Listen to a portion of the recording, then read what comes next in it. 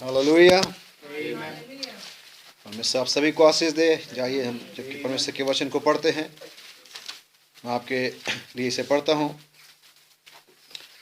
यहाँ इस प्रकार से लिखा हुआ है, प्रभु ने उसे उत्तर दिया, मार्था, हे मार्था, तू बहुत बातों के लिए चिंता करती है और घबराती है, परंतु एक बात आवश्यक है और उस उत्तम भाग को मरियम ने चुन लिया है जो उसे छीना ना जाएगा। आइए हम सरों को झुकाएं। प्रभु यीशु, अपने आप को पिता, सारे भाई बहनों को पिता, इस सभा को हम तेरे सामर्थ्य हाथ में देते खुदाबंद, क्योंकि हम विश्वास करते मनुष्य कुछ भी नहीं प्रभु, जब तक कि तू ही उसे ना लेता। परमेश्वर, मनुष्य तो मिट्टी है प्रभु, बाइबल कहती है वो घास के समान है, वास्तव में उसकी शोभा जाती रहती है प्रभु, लेकिन किसी ऐसे मनुष्य पर जिस पर तेरा अनुग्रह होता प्रभु, हम जानते खुदावन की अनंतकालीन बन जाता है प्रभु।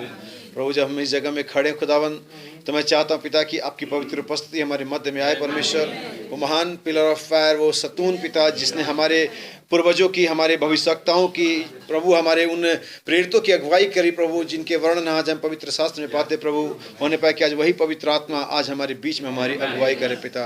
प्रभु, आप मुझे रास्ते से हटा लें परमेश्वर, ताकि आपका आत्मा आज़ादी से तेरे लोगों के अंदर में उतरने पाए। परमेश्वर, मदद कर, सहायता कर। भाई रॉबिन सेन, उनके परिवार कलीसिया को ब्लेस कर पिता, इस स्थान को आशीष कर खुदावन। आपसे पिता जो समय हम यहाँ पर गुजारते प्रभु, वो सब कुछ दिव्य अगुवाई, दिव्य अभिषेक के अंतर्गत हो। परमेश्वर, हमारे साथ हमारी मदद कर। ये प्रार्थना अपने आप को पिता प्रत्येक जन को आपके हाथों में देते हुए यीशु मसीह के नाम में मांगते हैं, आमीन। परमेश्वर आपको आशीष दे। बैठ सकते हैं। हालेलुया, आमीन। Praise the Lord. ओके, हम प्रभु आपको आशीष दे, हम बैठ सकते हैं। हालेलुया, हालेलुया, आमीन। क्या आप सभी लोग ठीक हैं? प्रभु यीशु मसीह में हालांकि 5 दिन हो चुके, फिर भी नए साल की शुभकामनाएं देता हूं मैं आपको, आमीन, हालेलुया। और वास्तव में ये नया साल क्या है, जिसको हमने भी कुछ दिन पहले ही मनाया। पिछला साल छोड़ दिया, कैलेंडर बदल गया, डायरी बदल गई। कई बार हम तारीख लिखते लिखते 2016 ही लिख दे रहे अभी भी। ये बस आदत में आ जाएगा, ठीक हो जाएगा, इससे ज़्यादा नया साल कुछ नहीं है। हालेलुया। वास्तव में बाइबल कहती है मनुष्य के दिन गिने हुए हैं, कितना भी नया साल मना ले हो, आमीन। परमेश्वर ने उसके लिए एक सीमा ठहराई, जैसे वो लांग, तो फिर कोई फर्क नहीं पड़ता कितने साल आते और कितने साल। लेकिन अगर हमने अनंत जीवन पा लिया है, अगर हमारे पास पवित्र आत्मा है, अगर हम मसीह में बचाए जा चुके हैं, तो मेरे पास एक ऐसा समय है या एक ऐसा युग है जिसमें कोई नया और पुराना साल नहीं है। हालेलुया। मैं विश्वास करता हूं कि हम में से बहुत सारे लोग उसमें प्रवेश कर चुके हैं, आमीन। क्योंकि वहां पर बाइबल कहती है परमेश्वर के दिनों का न तो आदि है और न उसके दिनों का, तो फिर उसके लिए नया साल क्या है? कुछ भी नहीं, उसके लिए तो सब कुछ नया ही है। हालेलुया। सो वैसे ही ठीक वे जिन्होंने परमेश्वर के नाई अपने कामों को पूरा कर लिया है, वो अनंत जीवन में प्रवेश कर चुके हैं। बाइबल कहती है जो मसीह में है वे अनंत जीवन में प्रवेश कर चुके हैं। ऑलरेडी उनके लिए अनंतता।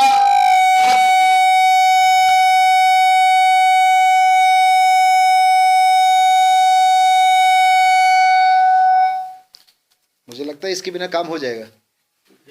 हालेलुया। क्या हो जाएगा? मेरे साथ भी यही समस्या था। हमारे चर्च में भी ये जो कॉलर माइक है अक्सर डिस्टर्ब करता है। हालेलुया, आमीन। फिर भी हम कोशिश करेंगे कि आप तक आवाज़ पूरी पहुंच सके। हालेलुया। सो आज शाम को प्रभु ने अनुग्रह दिया कि हम आपके साथ हो सके, और मैं प्रभु का धन्यवाद करता हूं कि उसने मुझे परिवार के साथ आने के लिए मौका दिया। हालेलुया, ताकि आपके साथ संगति करें। कई बार मैंने सोचा, कई बार हम लोगों ने प्लान भी किया, कोशिश भी करी, लेकिन कई बार सफल नहीं हो पाए। और पिछली रात को भी जब हम कहीं किसी शादी में हमें जाना था, और उसके बाद जब हम घर लौटे रात के 9-10 बजे के आसपास, और मेरी बेटी को लगभग 4-5 बार उल्टी हुई, उसका तबीयत बहुत ख़राब हो गया, फीवर भी आ गया। फिर मेरे मन में आया कि मैंने सोचा चलो ठीक है, इस बार भी कैंसिल करते हैं। फिर सुबह मैंने सोचा नहीं, अब जो भी है चलना ही है, आमीन। मैं प्रभु के लिए जा रहा हूँ, प्रभु के लोगों के पास जा रहा हूँ। मैं यहाँ रहूँगा तब भी क्या कर लूँगा, आमीन। सो चंगा करने वाला मेरे साथ है। हालेलुया। सो प्रभु का अनुग्रह हुआ कि मेरी बेटी ठीक है, रास्ते में भी सही रही हो। प्रभु का नाम मुबारक हो। और मैं आज सही हूँ, मेरे पास कोई तनाव नहीं है कि मैं टेंशन में रहूं। परमेश्वर ने मुझे आज़ाद किया। हालेलुया। सो आपके साथ एक अनुभव को मैं आज, एक संदेश नहीं होगा, ये एक अनुभव होगा, एक एक्सपीरियंस होगा। बाइबल कहती है अनुभव से मालूम करते जाओ कि तुम मसीह में हो कि नहीं हो। आप बहुत सारी बार बाइबल पढ़ के मालूम करते हैं, मैसेज पढ़ के मालूम करते हैं, लेकिन बाइबल ऐसा नहीं कहती है कि आप बाइबल पढ़ के मालूम करो और मैसेज पढ़ के मालूम करो, किसी से पूछ के मालूम करो कि क्या आप मैं सही चल रहा हूँ भाई। कहता हाँ हाँ बिल्कुल बढ़िया चलना है। नहीं, वो उसका एक्सपीरियंस है। कौन सामने कहेगा कि अच्छा नहीं चल रहा है। हमें सिर्फ दुनिया में एक ही व्यक्ति जो आपके सामने कह सकता है कि आप ठीक नहीं है, वह है पवित्र आत्मा। और अगर वो किसी भाई बहन को या पास्टर को मिला है तो वो भी कह देगा आपसे कि भाई ये मामला सही नहीं है। वरना तो लोग मुंह देखी बात ही करते हैं, कोई बात नहीं, जब तक कि आप विश्वास करते हैं, जब तक कि आप चर्च आ रहे हैं तो सब ठीक है। लेकिन ऐसा होता नहीं है। सो इसलिए एक्सपीरियंस है और मैंने अपनी चर्च में भी इसे साझा किया और इसे हम कहना चाहेंगे पवित्र आत्मा आज हमारी आवश्यकता है, न कि विकल्प। आमीन। जो पवित्र आत्मा है वो आज हमारी आवश्यकता है, न कि एक विकल्प है। आमीन। लेकिन बहुत सारी बार हम इसे एक विकल्प के तौर पर लेते हैं। हम इसे ऐसे सोचते हैं कि अगर ये नहीं मिला तो कोई फर्क नहीं पड़ता, और शायद हम अपने आप को सेल्फ सेटिस्फेक्शन देते हैं, अपने आप को समझाते हैं कि हम मसीह में हैं। आमीन। हम अपने आप को समझाते, अपने आप को तसल्ली देते हैं, और शायद हमारा पड़ोसी भी, शायद हमारी पत्नी भी, शायद हमारा पति भी, शायद हमारे पेरेंट्स भी। लेकिन हकीकत ये नहीं है। हकीकत इससे कुछ अलग है और हम उसी हकीकत से आज रूबरू होने के लिए कोशिश कर रहे हैं कि हम उस हकीकत का सामना करें। हमारा नबी कहता है कि वास्तव में बहुत कम लोग होते हैं जो रियलिटी का, जो फैक्ट है, उसका सामना कर सके। हम कई बार अपनी हकीकत से सामना करने से कतराते हैं कि कैसे। मैं हो सकता है कि मैं अपने लिए एग्जांपल दूं। मुझे 18 साल मसीह में होगा और मैं ये आज कहूं कि मुझे पवित्र आत्मा नहीं मिला है, ये हकीकत है, लेकिन मैं इसका सामना नहीं कर पाऊंगा। मैं कैसे कह सकता हूं ऐसा। आमीन। लेकिन हमें इस हकीकत का सामना करना है कि क्या हमने वास्तव में पवित्र आत्मा पाया है या नहीं पाया है। मैं उस पवित्र आत्मा के बारे में बात नहीं करने जा रहा हूं जिसका बाइबल में यीशु का धर्मी अधर्मी पर भी मेघ बरसता है। मैं उसके बारे में बात नहीं कर रहा हूं। जिसके बारे में यीशु का कि सूर्य जब चमकता है तो सबके लिए चमकता है, मैं उसके बारे में बात नहीं। वो भी एक पवित्र आत्मा है। लेकिन हकीकत है कि बाइबल में कुछ और भी बातें हैं पवित्र आत्मा के बारे में। मैं आपका पहले ध्यान उस पर दिलाना चाहूंगा कि वो पवित्र आत्मा कौन सा है। क्या मेरे साथ पढ़ेंगे गलतियों की पत्री, इसका 3 अध्याय 14 आयत, और कोई दूसरा भाई निकाल ले इफिसियों 1:13। गलतियों 3:14 पढ़ेंगे, कोई भी भाई से पढ़े और हम इसके बारे में बातचीत करेंगे। 3:14। इसलिए हुआ कि इब्राहिम की आशीष मसीह यीशु में अन्य जातियों तक पहुंची। याद रखिए, यह इसलिए हुआ, कोई भी काम बेवजह नहीं होता है। बाइबल साफ साफ लिख रही है यह इसलिए हुआ कि अब्राहम की आशीष। अच्छा, यहां पर एक चीज के लिए हम जरा से रुक जाते हैं। क्या मूसा को कम आशीष से मिली थी? क्या नूह को कम आशीष से मिली थी? क्या दाऊद को कम आशीष से मिली थी? लेकिन हमारे पास अब्राहम वाली आशीष क्यों पहुंच रही है? दाऊद वाली, मूसा वाली, नूह वाली, और भी बहुत सारे महान, एलिया वाली, डैनियल वाली, बहुत सारे लोग महान महान बाइबल के अंदर में। लेकिन बाइबल कहती है इसलिए होता कि अब्राहम की आशीष, यानी कि हम ये समझ सकते हैं कि अब्राहम के पास कुछ विशेष ब्लेसिंग थी, कुछ विशेष आशीषें थी। आमीन। इसलिए हमें अब्राहम की आशीषें मिली हैं। सारी जातियां अब्राहम में ही आशीष पा सकती हैं। अब्राहम से बाहर कोई आशीष है ही नहीं। अगर कुछ आशीष है, अगर कुछ प्रतिज्ञा है तो अब्राहम में ही है, अब्राहम के वंश के लिए ही है। और वो आशीष मैं आपको बताना चाहूँ, जहां तक मैं समझ पाया हूं, हो सकता है कि गलत हो, लेकिन वो आशीष बिना शर्त की आशीष है, इसके अलावा और कुछ नहीं है। क्योंकि जिसको भी आशीष मिली एक शर्त के साथ मिली, लेकिन ये अनकंडीशनल ब्लेसिंग है, बिना शर्त के हमें दिया गया, निश्चित रूप से हमें मिलेगा ही मिलेगा। इसे कोई रोक नहीं सकता। इवन आपका विश्वास भी रोक नहीं सकता। आपकी तमाम सड़ाहट, आपका विश्वास, आपकी दुनियावी बातें, कोई भी इसे रोक नहीं सकता। ये आप तक पहुंचनी है। ये कैसे पहुंचेंगे मैं नहीं जानता, कई बार आप भी नहीं जानते। परमेश्वर एक सिचुएशन बनाता है, परमेश्वर एक माहौल को क्रिएट करता है, किसी को उठाता है, किसी को नीचे करता है, और आपको बनाता है वो जिसके लिए आप चुने गए जगत उत्पत्ति से पहले। बाइबल कहती है परमेश्वर शेरों के मुंह को बंद कर देता है, गदहियों के मुंह को खोल देता है। बाइबल में है। वो उठाना जानता है, वो गिराना जानता है नहीं। अब एक नाटे व्यक्ति को गूलर की पेड़ पे चढ़ाना कौन जानता है? और एक महान घुड़सवार सेनापति साउल को घोड़े पर से गिराना कौन जानता है? तो वो जानता है चढ़ाना, वो जानता है उतारना। सो चिंता ना करें कि अगर आप बहुत चिंता कर रहे हैं कि आप गिरे हुए हैं तो कैसे चढ़ेंगे, डोंट वरी। घमंड ना करें कि बहुत ऊपर है। हमें वो चढ़ाना भी जानता है, उतारना भी जानता है। वो एक को बढ़ाता है, हालेलुया, बढ़ती ना तो पूरब से आती है न पश्चिम से आती है। समझ में आ रही बात? सो ये चिंता ना करें कि आप कौन हैं, क्या हैं। अगर आप चुने हुए हैं तो अब्राहम की आशीष आप तक पहुंचनी ही पहुंचनी है। हालेलुया, प्रभु का नाम मुबारक हो। मैं जिस जगह से आया हूं, जिस समाज से आया हूं, जिस परिवेश से आया हूं, मैं जानता हूं मैं कहां से आया हूं। और मैं अभी ये जानता हूं कि कैसे उसने अब्राहम की आशीष मुझ तक पहुंचा दी, क्योंकि मैं इसके लिए पहले से चुना हुआ था। हालेलुया। आज आप जिस परिवेश से, जिस धर्म से, जिस भी समाज से आप आए हैं, जिस भी स्थिति से आए हैं, पीछे जाकर के देख सकते हैं आप कि वहां पर बहुत सारे लोग अभी भी हैं। आमीन।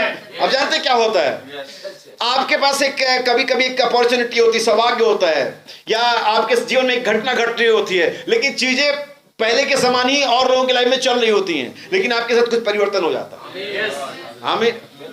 आपके वो रिश्तेदार, आपके वो भाई बहन, पति पत्नी, जो भी आप छोड़ करके हैं, वे अभी भी वही हैं, वे अभी भी वैसे ही हैं, लेकिन आपने देखा कि आपके साथ कुछ हो गया।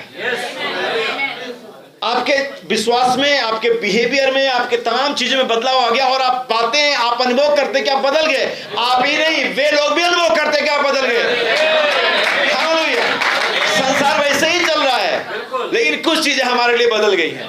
आमीन। क्या आप समझ रहे हैं मैं क्या कह रहा हूं? इसलिए बाइबल कहते हैं यह इसलिए हुआ था कि अब्राहम की आशीष से हम तक पहुंच जाए। फिर सुनिए आगे क्या कहती बाइबल। और हम विश्वास के द्वारा उस आत्मा को प्राप्त करें, और हम विश्वास के द्वारा उस आत्मा को प्राप्त करें इसकी प्रतिज्ञा हुई है। आमीन। हमारे पास एक पवित्र आत्मा है जिसकी प्रतिज्ञा हुई है। हमारे पास कोई अनसन पवित्र आत्मा नहीं है, हमारे पास कोई आउटसाइडर स्पिरिट नहीं है, हमारे पास कोई राष्ट्रीय आत्मा नहीं, हमारे पास कोई फैशन की आत्मा नहीं है, हमारे पास वो वाली आत्मा नहीं जो सूर्य धर्मी अधर्मी दोनों पर उदय होता है।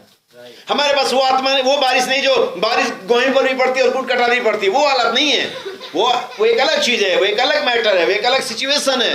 लेकिन हमारे पास वो पवित्र आत्मा है जिसकी प्रतिज्ञा की गई है। आपके लिए एक पोर्शन है, एक निश्चित ब्लेसिंग है जो आपके लिए आरक्षित है। आइए हम इफिसियों देखें, इफिसियों 1:13। और उसी में तुम पर भी जब तुमने सत्य का वचन सुना। अब हम जानते हैं कि हमारे पास एक वचन है जो सत्य का वचन है, और उन्होंने कुछ दिन पहले अपने चर्च में प्रचार किया सत्य क्या है।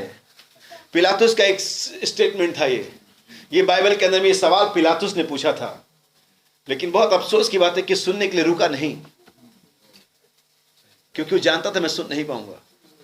अब जानते हैं कई बार लोगों का मैंने स्टेटमेंट सुना है, बिलीवर्स का भी, अनबिलीवर्स का, क्रिश्चियन का भी, बड़े बड़े भाई मैं तो साफ बोलता हूं, ऐसे बोलते हैं। नहीं सुना, मैं उनसे एक बात कहता हूं, बहुत अच्छी बात, आप साफ सुन सकते हैं। हाँ, यही तो समस्या है। साफ बोलने वाले को कमी नहीं है, सब आदमी को यही फील होता है मैं साफ बोलता हूं, लेकिन समस्या कि साफ सुन सकते हैं, यहां पर समस्या आती है। मैं तो खुल के बोलता हूं, खुल के सुन सकते हो। पिलातुस ने यीशु मसीह से पूछा सत्य क्या है, और चला गया दूसरा काम करने। उसके वहां अगर मैं सत्य सुनने के लिए खड़ा रहूंगा तो मेरा मुश्किल हो जाएगा मेरे लिए, और चला गया। वो बाइबल पढ़ लेना, ऐसा ही लिखा हुआ है। वो सुनने के लिए रुक नहीं सकता था। बहुत सारे लोग सत्य को पूछते, सत्य क्या है। पादरी साहब से पूछे पवित्र आत्मा कैसे मिलेगा, कैसे मेरा चर्च में चला जाऊं, कैसे मेरा फैमिली ठीक हो जाए। पादरी साहब से रुकते नहीं पूछने, रुकते नहीं सुनने के लिए। पादरी साहब क्या फैसला दे रहे, क्या सुझाव दे रहे, सुनते नहीं। करना अपना ही है, पूछ जरूर लेंगे। जैसे यहोशापात ने पूछा था, नहीं पूछा था। आप कौन से पूछना चाह रहा था, उसको तो नतीजा पहले ही मालूम था। नहीं कहता मुझे मालूम था कि तू ऐसी बातें करेगा, आप कौन सा पूछना चाहता था, लेकिन तो यहोशापात के चक्कर में पूछ लिया। और यहोशापात ने पूछा जरूर, माना नहीं। देखा बहुत सारे बिलीवर ऐसे चालबाजी में आते हैं, मुझे माफ करना कहने के लिए, लेकिन मैंने पहले कहा ना, मैं एक्सपीरियंस को बताने जा रहा हूँ। हालेलुया। बहुत सारी बातें हैं जो नबी ने कही, बहुत सारी मिस्ट्री है, बहुत सारी भेद की बातें हैं, उससे मैं देख रहा हूँ पिछले 4-5 साल से ज्यादा भी कोई फायदा हो रहा है? हमें नहीं हो रहा है। बाइबल मैं अनुभव बता रहा हूँ कि वो मिस्ट्री वाली बातों से, भेद वाली बातों से कोई फायदा नहीं हो रहा है। मैं चाहता हूँ कि आपका सामना फैक्ट से हो, रियलिटी से हो, जिसके साथ आपके जीवन में एक चेंज आए। मैंने एक तरीका जो संदेश प्रचार किया था, वो मेरा संदेश था, ये समय है एक बदलाव लाने का। It's a time to make change over. हमें ये चेंज ओवर मालूम कि एक लाइन से दूसरी लाइन में ट्रांसफर हो जाता है। जब पटरी पर से हमारी जो ट्रेन है जब रूट चेंज करती है ना, उसका जो शुरुआती चेंज का जो सीमा होता है या जो जगह होती है, माइक्रोन या सेंटीमीटर के बराबर होती है जब वो चेंज करती पटरी को। नहीं, आप सोते रहते, आपको पता चलता है कि आप साउथ से निकले थे और नॉर्थ में पहुंच गए, जाने कितनी जगह उसने लाइन चेंज कर दी। लेकिन धीरे धीरे वो फासला जो सेंटीमीटर से होता है वो पहले मीटर में और फिर किलोमीटर में फिर माइल्स में बदल जाता है। जब वो चेंज होता है पता नहीं लगता है, लेकिन धीरे धीरे धीरे धीरे वो बहुत दूर हो जाता है। वैसे ही जब आपके लाइफ में जब मसीह आया, एक चेंज आया, और आज आप 15-20 साल के बाद आप देख सकते हैं आप कहां थे, आप कहां है। लेकिन ऐसे ही एक गलत चुनाव भी होता है, एक गलत ट्रैक पर जाना भी होता है। ऐसे ही होता है। आपको शैतान एकदम से चर्च से निकाल करके शराब बार में नहीं लेकर के जाएगा, आपको शैतान एकदम से निकाल करके सीधे व्यभिचार में लेकर के नहीं जाएगा। वो आपको सेंटीमीटर से शुरुआत कराएगा, क्या होता है थोड़े से, और फिर वो थोड़ा से ज्यादा होता चला जाएगा, और आप एक दिन पाएंगे कि आप वहां हैं जहां आपको नहीं होना था। इसलिए मैंने कहा ये एक्सपीरियंस है।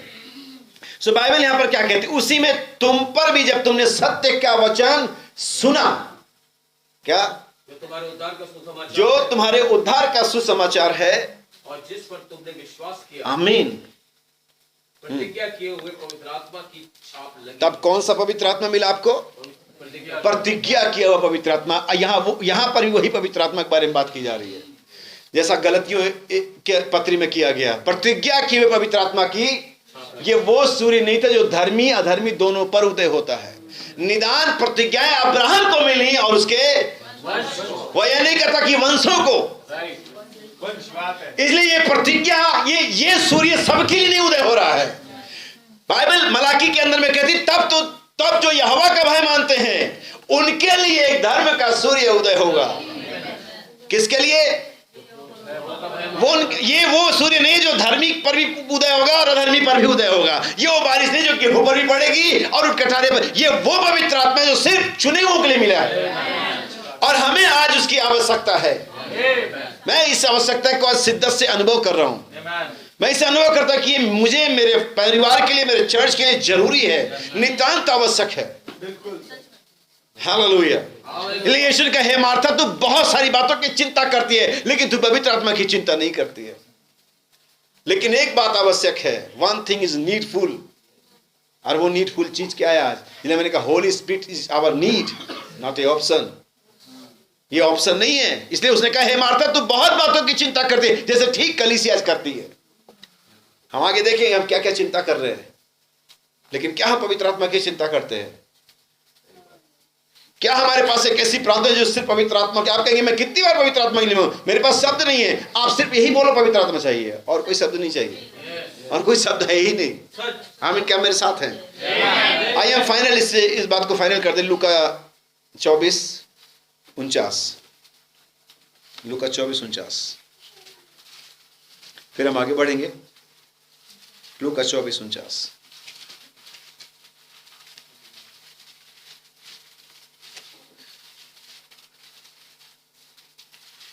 देखो, हाँ, जिसकी प्रतिज्ञा मेरे पिता ने, यही वो प्रतिज्ञा है जिसके बारे में पौलुस इफिसियों और गलतियों में बात कर रहा था। यही वो प्रतिज्ञा है। देखो, मैं पिता की प्रतिज्ञा को, हाँ, मैं उसको तुम पर उतारूंगा। किसको उतारूंगा? प्रतिज्ञा को। और प्रतिज्ञा किस रूप में उतरेगी ये भी सुनिए। और जब तक स्वर्ग से सामर्थ न पाओ, हाँ, तुम इसी नगर में। हमारे लिए एक सामर्थ्य की प्रतिज्ञा की गई है। क्योंकि हमें मालूम है रैप्चर के लिए नॉलेज की जरूरत नहीं है। हालेलुया। रैप्चर के लिए एजुकेशन की जरूरत नहीं है। रैप्चर के लिए कोई और चीज हमें रैप्चर में लेकर के जाएगी नहीं। हमें एक सामर्थ्य ही है जो हमें रैप्चर में लेके जा सकती है। एक डायनामिक जो हमें स्टार्ट करेगा वो है पवित्र आत्मा।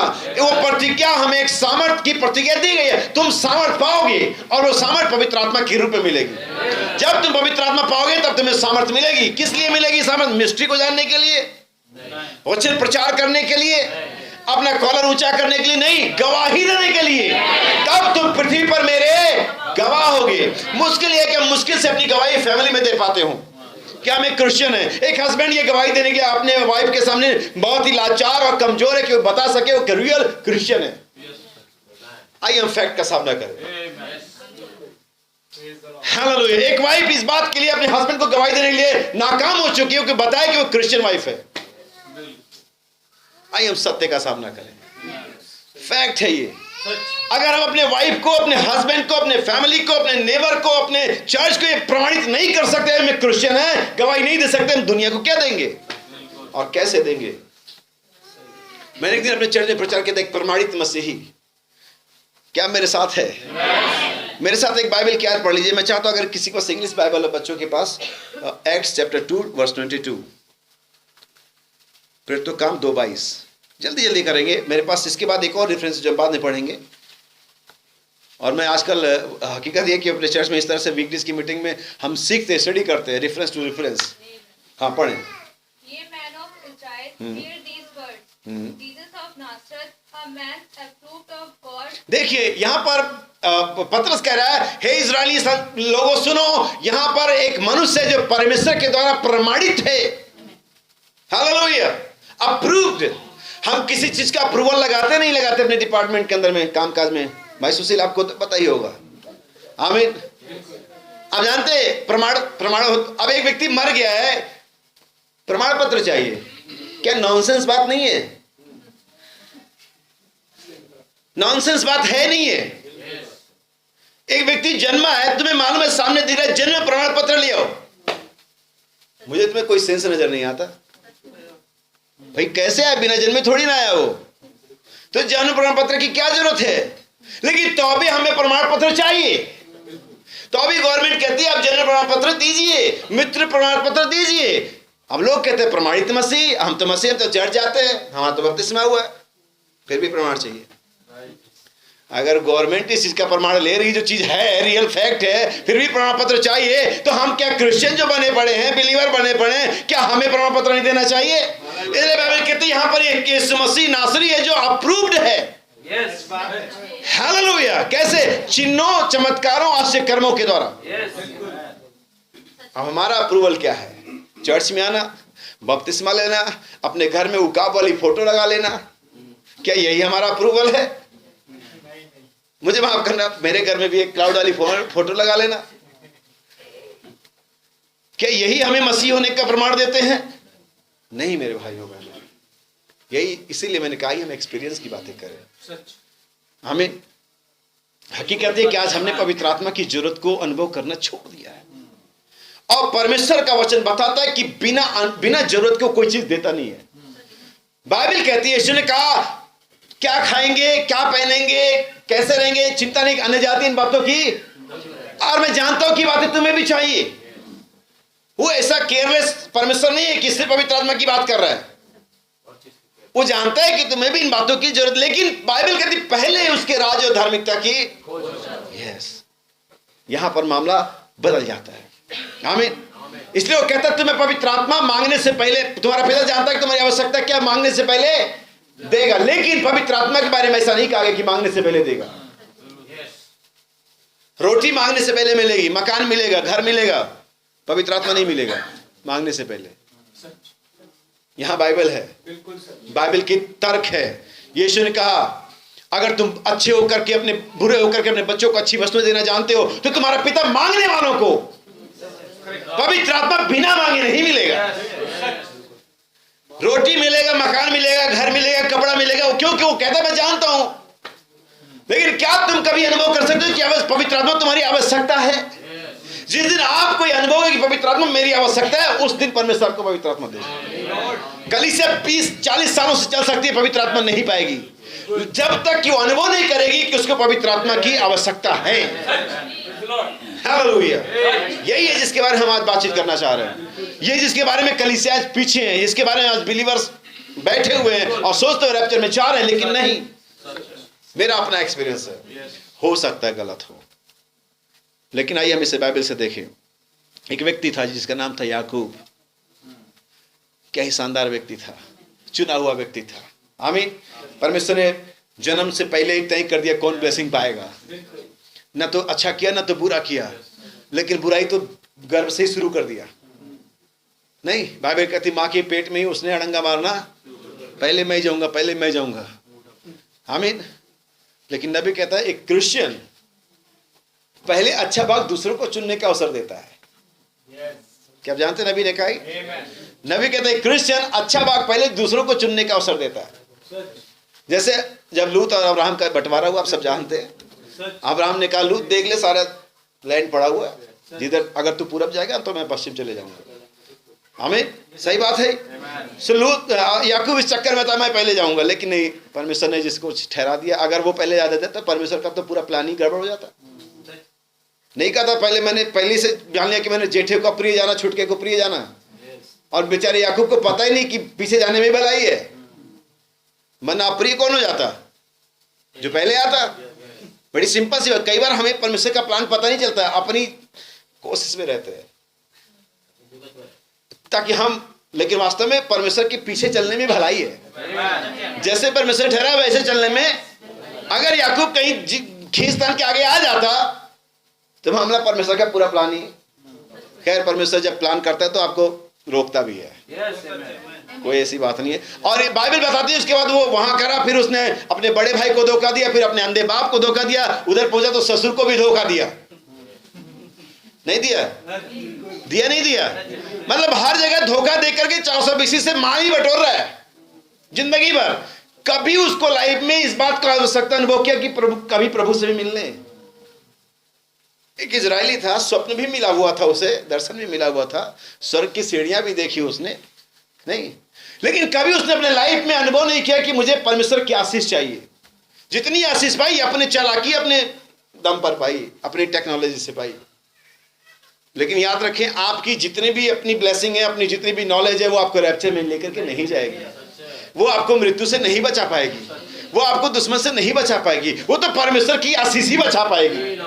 क्या आप समझ रहे हैं? लेकिन एक दिन उसके लाइफ में ऐसा आया, एक दिन वो समझ में आ गया कि आज परमेश्वर वाली आशीष चाहिए मुझे। और वो दिन तब आया जब एसाव सामने था, जब तलवार सामने थी। नहीं, नबी कहता उसने क्या चालाकी, अभी भी चालाकी दिखा रहा है, बीबी बच्चों को भेज रहा है। नबी कहता एक मर्द के समान, एक पुरुष के समान आगे जाएं, अपने अपने परिवार की लड़ाई लड़े। क्या आप समझ रहे हैं क्या कह रहे हैं? एक पुरुष के समान क्या करें? आगे बढ़ें। पत्नी को, बच्चों को आगे मत बढ़ाएं कि चर्च जाना तो इन्हीं का काम है, मैसेज पढ़ना तो इन्हीं का काम है, दुआ करना तो इन्हीं का काम है, पवित्र आत्मा पाना इन्हीं का काम है। हम एक पुरुष की नहीं जिम्मेदारी लेनी होगी। अगर हम एक पुरुष है, घर की जिम्मेदारी लेते हैं, फाइनेंस की जिम्मेदारी लेते हैं, रिलेशन की जिम्मेदारी लेते हैं, तो हमें इसकी भी लेनी चाहिए। क्या नहीं लेनी चाहिए? तो उस रात उसे अनुभव हुआ कि अब मुझे पवित्र आत्मा चाहिए, क्योंकि उस दिन वो समझ गया कि अब पवित्र आत्मा से कम पर समझौता नहीं है। उस दिन वो समझ गया कि परमेश्वर की ब्लेसिंग से कम पर मैं बच नहीं पाऊंगा। और उस रात उसने उस आवश्यकता को अनुभव किया। वो जान गया कि आज ऑप्शन में कुछ नहीं है, आज ऑप्शन में कुछ भी नहीं है। आमीन। जिस दिन कलीसिया के मालूम होता है कि आज उसके पास कुछ भी नहीं विकल्प में, उसी दिन वो जाती घुटने पर।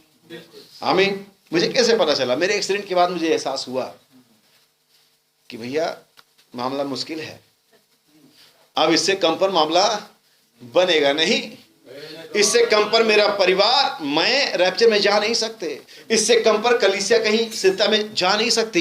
यही है जिसकी आज मुझे आवश्यकता है। आमीन। आइए जरा बाइबल के अंदर में आखिरी आयत पढ़ें, फिर हम आगे बढ़े। लूका 15:8, लास्ट वन, फिर हम सीधे सीधे आगे बढ़ेंगे। लूका 15:8।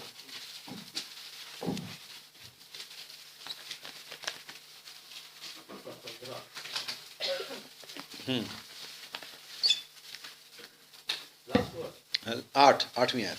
या कौन ऐसी स्त्री होगी हाँ। जिसके पास 10 सिक्के हों और उनमें से एक खो जाए तो वह दिया जलाकर उसे झाड़ू झाड़ बुझाकर जब तक मिल ना जाए जी लगाकर खोजती न रहे। बस करेंगे, हम सब ने इसे घर में जाके पढ़ लेना आराम से। और नबी ने इस रेफरेंस को, इस दृष्टांत को प्रभु के दूसरे आगमन के संदेश में एक्सप्लेन किया है। आमीन। अगर आपने पढ़ा होगा संदेश तो आपको मिल जाएगा। नबी ने इस दृष्टांत को प्रभु के दूसरे आगमन में एक्सप्लेन किया है कि इसकी वजह थी क्योंकि यहां पर जो स्त्री है, एक इंगेज्ड गर्ल कह लीजिए, जो भी आप कहते होंगे, एक ऐसी लड़की है जिसकी बात किसी से लग चुकी है और हम सोचते हैं कि हम उसी कंडीशन में हैं। हम एक ऐसी कलीसिया है जिसकी बात किसी से लगी हुई और वो कोई और नहीं, हमारा प्रभु यीशु मसीह है और वो आने वाला है।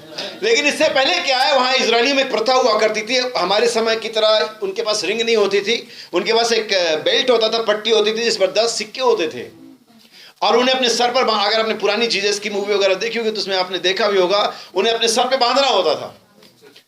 और होता यह था कि अगर वो लड़की या जो भी होती थी, वो अगर वो किसी गलत काम में पकड़ी जाती थी तो वहां पर जहां पर उसका केस चलता था वो उस एक सिक्को को निकाल करके रख लेते थे।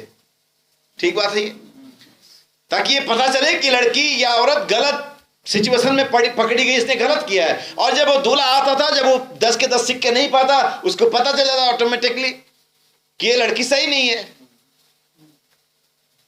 और उस रिश्ते को तोड़ सकता है, जो चाहे कर सकता है। वो उसमें निर्णय लेने के लिए वो क्या है, आजाद होता है।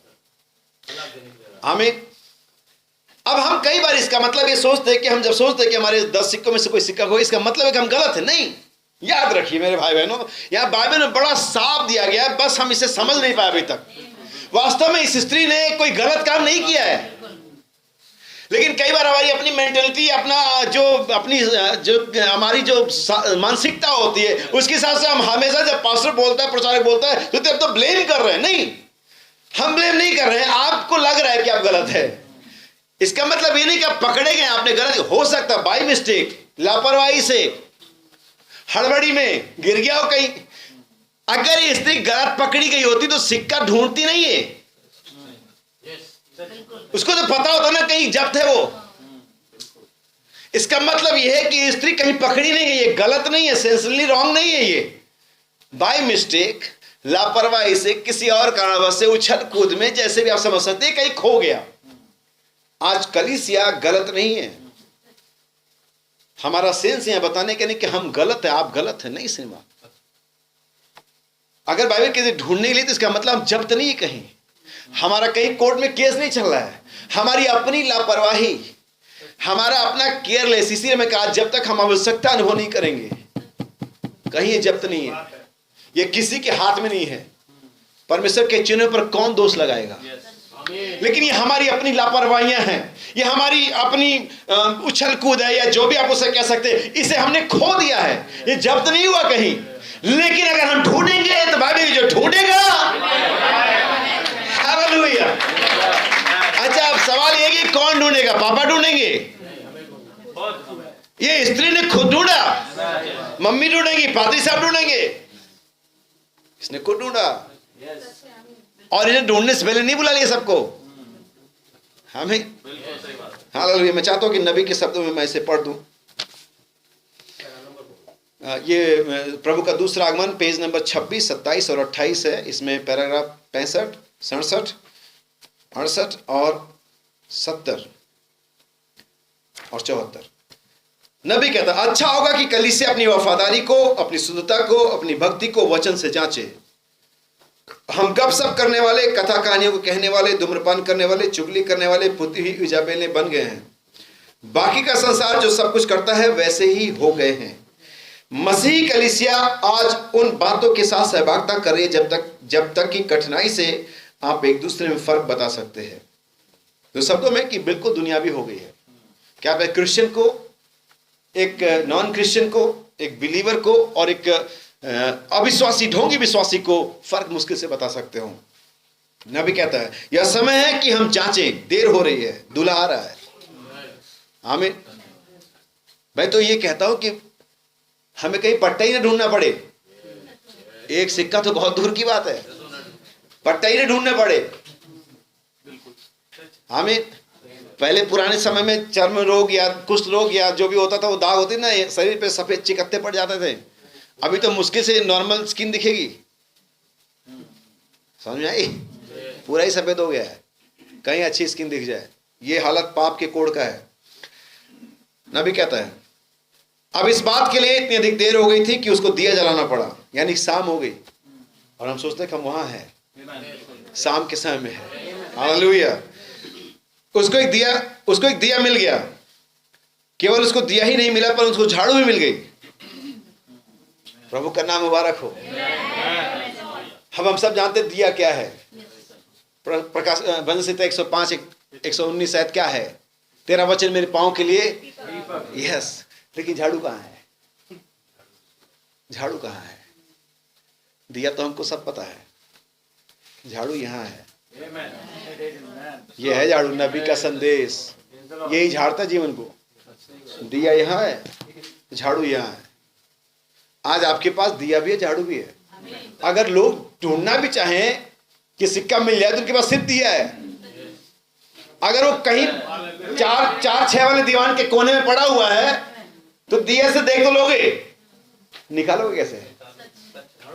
लेकिन प्रभु का धन्यवाद, हमारे पास दिया भी है और झाड़ू भी है। हालेलुया। और ये नबी का संदेश है जो आपके जीवन से हर एक बारीक गलती को भी निकाल करके, हालेलुया, इसलिए प्रभु का धन्यवाद नबी के लिए। आमीन।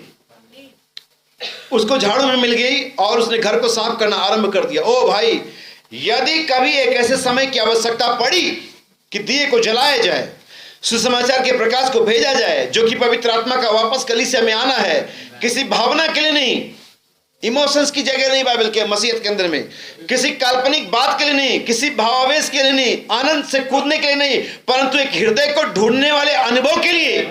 जबकि पुरुष और स्त्री परमेश्वर से अपने मामले को ठीक कर लेते हैं। यह ठीक है, हम अंत समय पर है।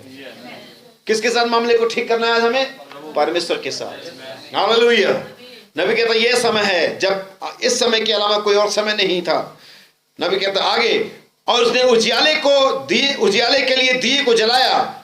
और भाई, यहां उपस्थित हर एक छोटे दिए को आज रात जलने की आवश्यकता है। केवल यही बात नहीं है। आमीन। नबी कहता केवल यही बात नहीं कि दिया जलाया जाए, परंतु उसने झाड़ू को लिया। हालेलुया।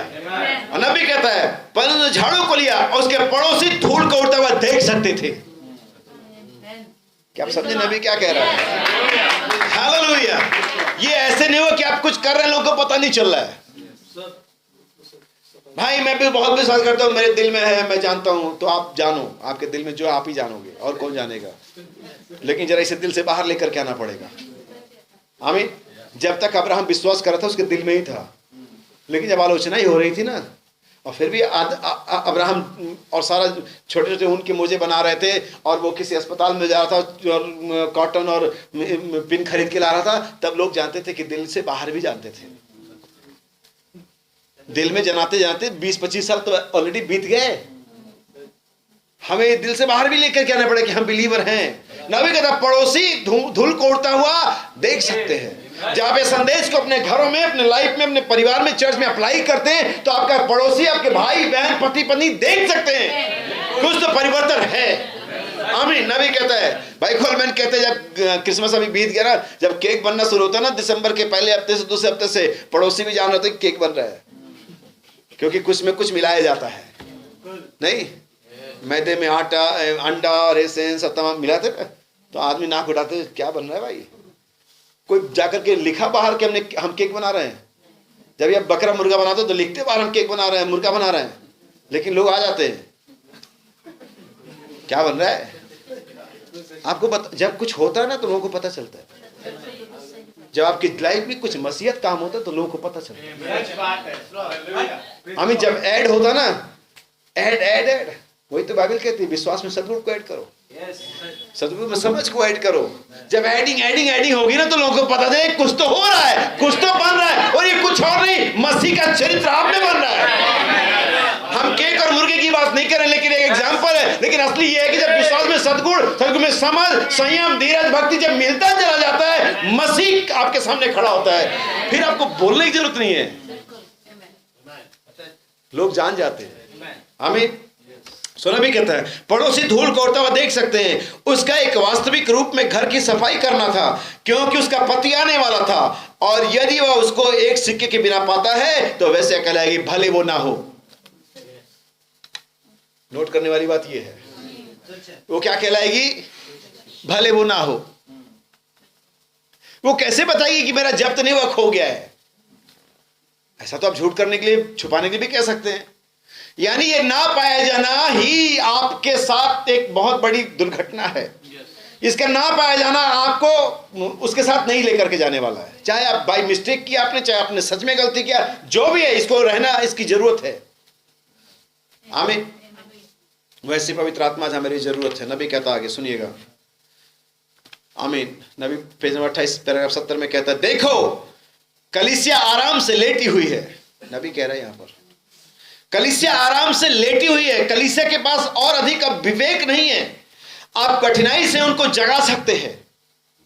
और आज हकीकत हमारी सिचुएशन, हमारी कंडीशन ऐसी है, हम आराम से लेटे हुए हैं। हमने बपतिस्मा ले लिया, हम चर्च आ रहे हैं, बुधवार को आ रहे हैं, संडे को आ रहे हैं, शनिवार को आ रहे हैं, और भी दिन आ रहे हैं, फैमिली प्रेयर कर रहे हैं, लेकिन वास्तव में हम पवित्र आत्मा के लिए भूखे और प्यासे नहीं है।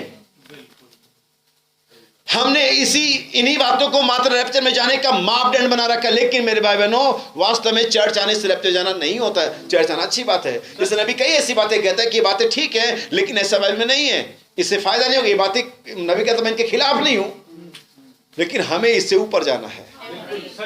आमीन। हमें एक ऐसे मुकाम पर पहुंचना है जहां हमारा तुलना इस पृथ्वी पर किसी व्यक्ति से ना हो, जहां हमारी तुलना स्वर्ग में बैठे प्रभु यीशु मसीह के साथ है। आमीन। सुना भी कहता है आप कठिनाई से उनको जगा सकते हैं। बाइबल ने कहा वे उस स्थिति में आएंगे जबकि वो कहेंगे देखो प्रभु आने में देर करता है, और वे एक दूसरे को निगल जाएंगे और काट खाएंगे, और इसी प्रकार की बातें होंगी, और वे चारों ओर लड़ते फिरेंगे। और वास्तव में इस देरी ने कलीसिया के लोगों की मानसिकता ऐसे ही कर दी, और वो सोचते हैं कि अब तो 2017 बीत गया, हम 2000 में रैप्चर की सोच रहे थे, क्योंकि 2000 पूरे हो रहे हैं। परमेश्वर का जो नबी कहता है अब्राहम की आलोचनाएं, अब्राहम को जो दर्द हो रहा था आलोचनाओं से, वो परमेश्वर को ही उकसा रहा था। अब्राहम का दर्द, अब्राहम को की आलोचनाएं परमेश्वर को उकसा रही थी। समझ नहीं? जैसे आपके बच्चों को कोई कंप्लेन करे, कोई ऐसी बातें बोले कि तेरे तो पास ये नहीं है, तेरे पास वो नहीं है, तेरा तो ऐसा नहीं, तो आप जो पिता आपको क्या होता है कि मैं थोड़ा ज्यादा मेहनत करूंगा, मैं 2 घंटा और ओवर टाइम करूंगा, मैं ये करूंगा वो, ताकि मैं अपने बच्चों को दे सकूं, क्योंकि उसकी बड़ी बेइज्जती हो रही है। हमारी जो प्रतीक्षा है, हम जो यहाँ पर रुके हुए हैं विश्वास में, हम जो परमेश्वर के लिए अपने आलोचनाओं को झेल रहे हैं, ये परमेश्वर को उकसा रहा है, ये परमेश्वर को ठंडा नहीं कर रहा है, ये परमेश्वर को और प्रज्वलित कर रहा है कि वो और जल्दी से कर दे। हाँ, लेकिन अगर हम उसको ऐसे सोचते हैं कि जैसे कुछ ऐसी बात नहीं है, तो परमेश्वर भी शांत बैठा हुआ है। हम अभी देखेंगे, अभी तक मैं अपने उस मुख्य बात पर नहीं है जो मुझे आज बतानी है आपके साथ। सुना भी कहता लोग ऐसे कहेंगे और देखो प्रभु आने में देर करता है, और अभी ठीक वही घड़ी है, सब कुछ तैयार है, पन्नों को पलट दिया गया है जैसा कि उस समय था, और प्रभु का आगमन होने वाला है। लेकिन प्रभु का आगमन क्यों नहीं हो रहा है? जैसा मैंने बताया, नूह हो सकता है कि 10 दिन के बाद दुआ करता हूं प्रभु बहुत हो गया, प्रभु बारिश भेज दे। 10 दिन बाद नहीं हो सकता, 10 साल बाद, 10 दिन तो बहुत कम हो गए, 120 साल प्रचार किया उसने। हो सकता 10 साल बाद के प्रभु देख लोग क्या क्या कह रहे हैं, अब तो 10 साल हो गया प्रभु, देख मेरे घर वाले भी आलोचना कर रहे हैं। तो हो सकता है एक दिन प्रभु ने नूह के कहना में कहा, बेटा नूह मैं बारिश तो कर दूं, लेकिन मुश्किल यह है कि अगर मैं कर दूं तो तू भी डूब जाएगा, क्योंकि नाव भी बनी नहीं है। तो ये दुआ तब करना जब तू नाव बना लेना। बारिश करने मुझे क्या जा रहा है, मैं आज कर सकता हूं, मैं कल कर सकता हूं। यीशु मसीह ने मार्था मरियम से नहीं कहा तेरा भाई लाजर पुनरुत्थान जी उठेगा, तो मार्था क्या कहती है, हाँ मुझे मालूम, मैंने पुनरुत्थान का संदेश सुना है कि अंतिम दिन के पुनरुत्थान में लाजर। तब यीशु ने कहा नहीं, वो अंतिम दिन में नहीं, जीवन पुनरुत्थान में ही हूँ। 2000 साल बाद जिला सकता हूँ तो मैं आज भी जिला सकता हूँ, और उसने जिला के दिखा दिया। तो 10 साल 20 साल 50 साल के बाद नूह कह रहा हो प्रभु बारिश बहुत हो गया। फिर प्रभु ने कहा नूह मैं बारिश तो कर दूं, लेकिन मैं तेरे वजह से, उनकी वजह से नहीं रुका हुआ हूं। उनको तो डूबना ही डूबना है, आज डूबे 50 साल बाद डूबे, 120 साल बाद डूबे, उन्हें डूबना ही डूबना है। लेकिन अगर मैं रुका हुआ तो सिर्फ तेरी वजह से रुका हुआ हूं। और अगर आज प्रभु का आगमन रुका हुआ है, अगर प्रभु आने में देर कर रहा है, तो सिर्फ मेरी और आपकी वजह से कर रहा है मेरे भाई। किसी और की वजह से नहीं, रूस और इजराइल और अमेरिका की वजह से नहीं, वो हमारी कि हम सिद्ध हो जाए, वो आ जाएगा। नबी ने जिस दिन दुल्हन अपने आप को पहचान लगी, रप्चर हो जाएगा। अगर आज हमने कुछ नहीं पहचाना है, हमने सब पहचान लिया, सारी सेवकाई, सारी मिस्ट्री, परमेश्वर को पहचान लिया, शैतान को पहचान लिया, अगर हम चूक गए कहीं अपने आप को पहचानने में कि हम कौन हैं। आमीन। सो नबी कहता है, पेज नंबर 29, पैराग्राफ 74, नबी, मैं इस बात की परवाह नहीं करता कि अब मेथोडिस्ट, बैप्टिस्ट, पेंटिकोस्टल, प्रेस्बिटेरियन, आइए हम मिलकर आनंद मनाएं। ये कब होता है? जब वो स्त्री सिक्का पा लेती है, लेकिन ढूंढना उसे अकेले है। आनंद आप सबके साथ मना सकते हैं। आमीन। आनंद चर्च के साथ मना सकते हैं, फैमिली के साथ मना सकते हैं, और कलीसिया के साथ मना सकते हैं, अपने रिश्तेदारों के साथ मना सकते हैं, लेकिन ढूंढना अकेले है। आमीन। और ये आनंद तब तक नहीं मना सकते जब तक सिक्का ना मिल जाए। सो नबी कहता है, मैं परवाह नहीं करता कौन है, जब वो समय आता है जब कलीसिया अपने भाईचारे की प्रीति को पा लेती है। आमीन। ये वही स्टेटमेंट पढ़ रहा हूं जो बहुत ऑलमोस्ट लोग ये सोचते हैं कि भाई कोलमैन का रेफरेंस है, भाई कोलमैन का स्टेटमेंट है, लेकिन नहीं, भाई कोलमैन ने कुछ भी ऐसा नहीं कहा जो नबी ने ना कहा हो। आमीन। से भाई ब्रनम का स्टेटमेंट है जिसे भाई कोलमैन ने दोहराया है, और भाई ब्रनम कहते हैं यहां पर, जब कलीसिया अपने भाईचारे की प्रीति को पा लेती है, जब कलीसिया अपने पवित्र शिष्टाचार को पा लेते, ये जो जिसे हम समझने होली डिसेंसी, ये क्या है? ये पवित्र विनम्रता क्या है? आमीन। हम सद्गुणों के बारे में बात कर रहे हैं, हम नौ फलों के बारे में बात कर रहे हैं, हम पवित्रात्मा के बारे में कर, लेकिन ये पवित्र शिष्टाचार क्या है? आमीन। यह समय जब कलीसिया भाईचारे की प्रीति को पा लेती है, अपने पवित्र शिष्टाचार को पा लेती है, जब कलीसिया मसीह में अपने स्थान को पा लेती है। आमीन। आज शायद आपने यहाँ चर्च में अपना स्थान पाया है। मैं पास्टर हूं, मैं सॉन्ग लीडर हूं, मैं म्यूजिशियन हूं, मैं डीकन हूं, मैं एल्डर हूं, हमने यहां स्थान पाया है। आमीन। लेकिन हमें यहां तो पाया, ठीक है, वो अच्छी बात है, लेकिन हमें मसीह में पाना है कि हम मसीह में क्या हैं। हालेलुया। जब तक आप उस स्थान पर नहीं आते, आपका लेपालकपन नहीं होने वाला है, क्योंकि सृष्टि pastors, deacon, elder, apostle, prophet, song leader, musician का इंतजार नहीं कर रही है। ये 2000 सालों से उनके पास है नहीं है, लेकिन सृष्टि परमेश्वर के पुत्रों के प्रकट होने का इंतजार कर रही है।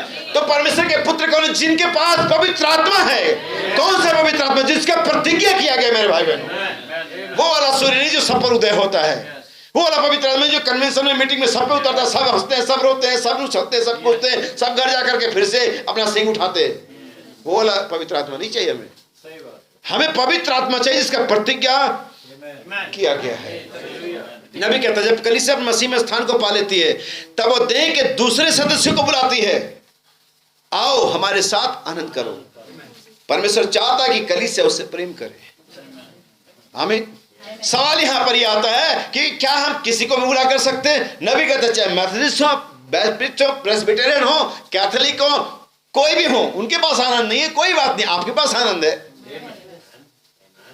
हो सकता है जब आपके घर में शादी हो रही हो, जो हो सकता है आपके घर में जब बच्चे का जन्मदिन हो, आप जिसको इनवाइट करें, हो सकता है घर में कोई मरा हुआ हो सकता है उनके घर में पैसा हो, लेकिन आप बुलाते उन्हें, आइए हमारे साथ आनंद करिए। ये नहीं फर्क पड़ता उनके पास आनंद है नहीं है, वो इसका बिलीव करते हैं नहीं करते हैं, लेकिन जब मेरे पास आनंद है तो मैं एक दूसरे को कॉल कर सकता हूं। जब मैं सही जगह पे खड़ा हूं, जब मैंने अपने स्थान को मसीह पा लिया है, जब मैंने भाईचारे के प्रेम को पा लिया, जब मैंने पवित्र शिष्टाचार को पा लिया, मैं बुला सकता हूं किसी को भी। वो आएगा नहीं आएगा वो उस पर डिपेंड करता है, लेकिन अगर आपने इसे पाया, आपके पास ये अधिकार है। सो बाइबल कहती है अंतिम पुकार पवित्र आत्मा यही करता है। प्रकाशित 22:17। आमीन। क्या कहता है वो? जिसके पास रुपया हो वो भी आए, जिसके पास रुपया ना हो, यानी कोई भी आ सकता है। आमीन। कोई भी आ सकता है। अंतिम पुकार है ये सबके लिए, उसके बाद कोई और पुकार नहीं होगी, उसके बाद न्याय की पुकार है बस। आमीन। लेकिन हम उस न्याय की पुकार से पहले इस पुकार को सुनना चाहेंगे और जाना चाहेंगे। नबी कहता है, याद रखिए, नबी मूर्ख कुंवारियों के बारे में बात करता है, और नबी कहता है उन मूर्ख कुंवारियों को कब? बाइबल मत्ती 25 के अंदर में पहला सेंटेंस लिखा तब। पहला सेंटेंस क्या है? तब। कब? अब। आमीन। क्या है? पहला सेंटेंस क्या लिखा है? तब। सवाल ये कि कब? अब। क्योंकि मूर्ख कुंवारियां इस कलीसिया काल से पहले कभी नहीं हुई। यही वो कलीसिया काल है जब मूर्ख कुंवारियां होशियार कन्याएं दृश्य में आती हैं, क्योंकि ये वो काल है जब प्रभु आ रहा है। इससे पहले किसी काल में आने की प्रतिज्ञा नहीं, सो मूर्ख कुंवारियां किसी और काल में नहीं हुई, सिर्फ इसी कलीसिया का। तब बाइबल कहती है स्वर्ग का राज उन 10 कुंवारियों के समान होगा जो दूल्हे से भेंट करने को निकली। 5 तो होशियार थी और 5 तो, आप जानते हो उनकी मूर्खता क्या थी?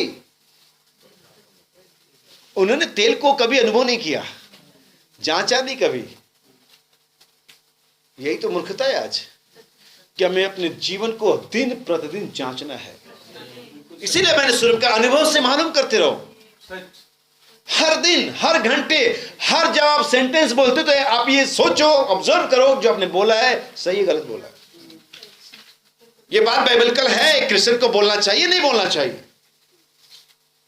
उनके साथ मूर्खता ये नहीं थी कि उनके पास मसाले थे, उनके पास कुंवारी भी थी, वो तेल उनके पास कुछ समय तेल था भी। आप ये नहीं कह सकते उन्होंने कभी पवित्र आत्मा पाया ही नहीं, पाया, उनके पास तेल कभी हुआ करता था।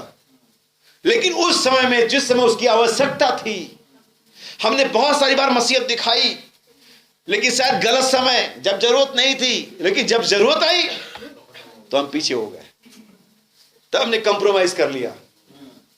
आप सब अपने पर्सनल लाइफ में ही देख सकते हैं इसे, मैं नहीं आपकी पर्सनल लाइफ को जानता, लेकिन जब समय आता हम पीछे हो जाते हैं। लेकिन उनके पास जब समय था तब तेल नहीं था, पीछे बहुत तेल हुआ करता था। बिल्कुल सही बात। आमीन। सोना भी कहता है बैक व्यू मिरर में देखेंगे तो कभी ना कभी ब्रेक लगाना पड़ेगा।